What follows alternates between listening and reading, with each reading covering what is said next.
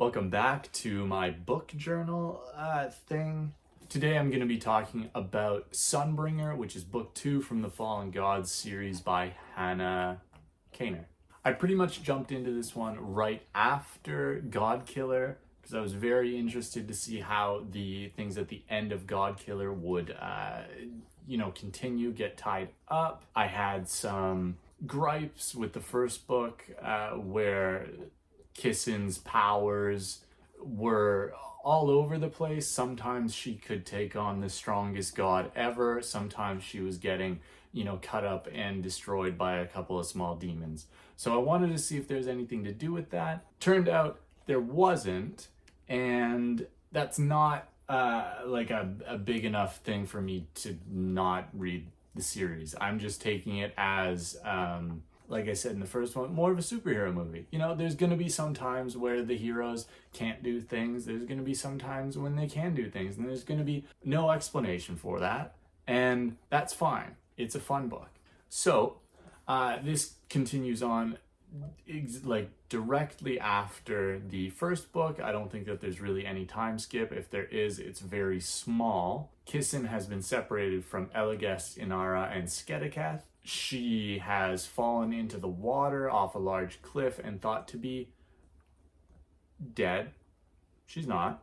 A sea god saves her. Eligest, Inara, and Skedeketh go back to Kissin's hometown, start to plan.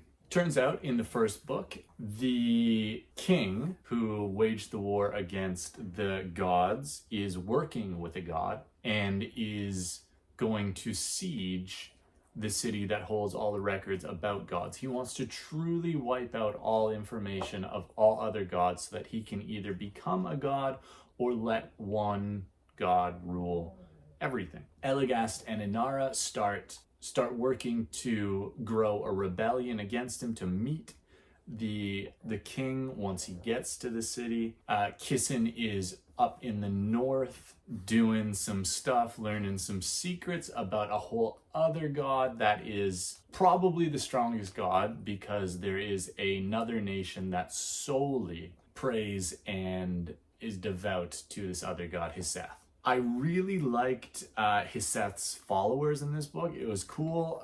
They were absolutely brutal, had some of the craziest motifs and scenes in the entire book. I really, really liked them. They pray to the god of fire. They melt molten stuff all over the place, drips onto them, and they don't really care. They just keep on praying. It was pretty cool. I also really like that the god of white lies is getting bigger, getting stronger. Inara is realizing her powers. She is talking to other gods. She is making friends, and she is waging war at the ripe age of 11. I don't know. That's also weird, but we go.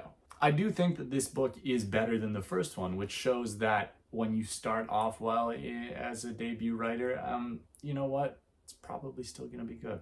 Not too much to say about this book because I don't want to reveal so much about it because it's a new series. You really get to see the characters grow or change. I don't know about grow, but events in the first book and in the second book changed them, and it's cool to see. So highly recommend this book as well. I think I gave the first book a 3 and I gave this one a 3.5, or maybe them both 3.5s, but recommend it. It's a cool book. And you know what? Even more war. It's cool.